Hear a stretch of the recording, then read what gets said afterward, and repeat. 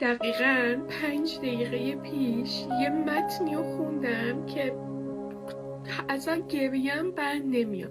من فردا بعد از 9 ماه انتظار میخوام برم کوچولومو بغل کنم، دارم ساکشو میچینم. صحبت یه نوزاد دقیقاً روز قبل تولدش با خدا اینه.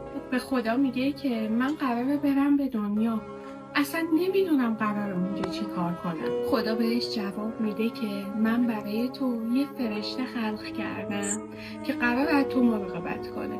بازم از خدا میپرسه من زبون اونا رو اصلا بلد نیستم، چجوری قراره باشون ارتباط برقرار کنم؟